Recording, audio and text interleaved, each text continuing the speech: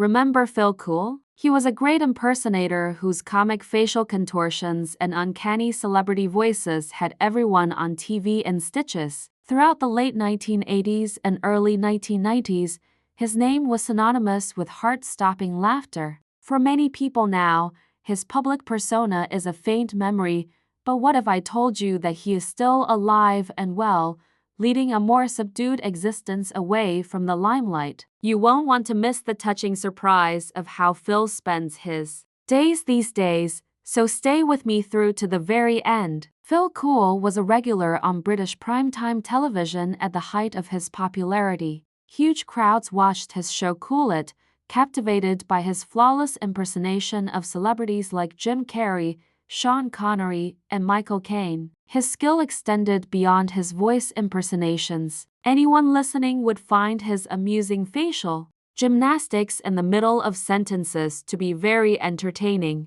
However, Phil progressively retreated and adopted a more low-key persona as television evolved and the era of variety programs gave place to reality TV. Phil now resides in a quaint, quiet hamlet in Lincolnshire, England, a long way from the bright lights and bustling television studios. Surrounded by grazing sheep and undulating green fields, the stone home is situated at the end of a meandering driveway. He plants his own vegetable garden and spends his mornings tending to it. Under his diligent care, potatoes, onions, and carrots grow. Phil sees it as evidence that artists frequently require a peaceful canvas and that the joy of nature may be just as fulfilling as the praise of an audience. You can practically hear chirping overhead and smell the smell of newly turned ground. Warm lighting softly illuminate his home's many nooks and framed pictures of previous TV appearances. As a tribute to the times he spent recording sketches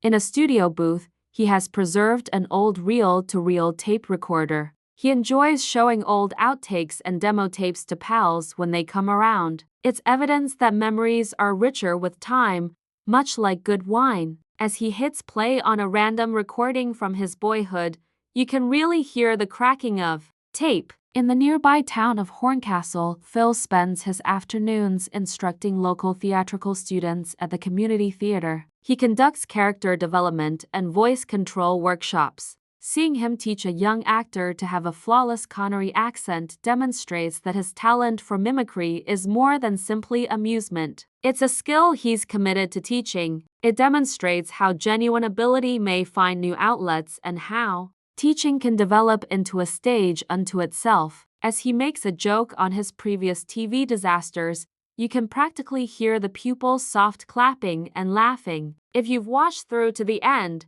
you've seen how Phil Cool has exchanged fame for modesty and peaceful happiness for laughter. Even the biggest stars may find fulfillment outside of the spotlight, as demonstrated by his garden, his classes, and his rural house. Please hit the like button and forward this look into Phil's life to others who enjoyed his impressions. To ensure you don't miss another endearing update, leave a comment with your favorite Phil Cool character, subscribe, and hit the bell. Let's toast to timeless laughter and small pleasures.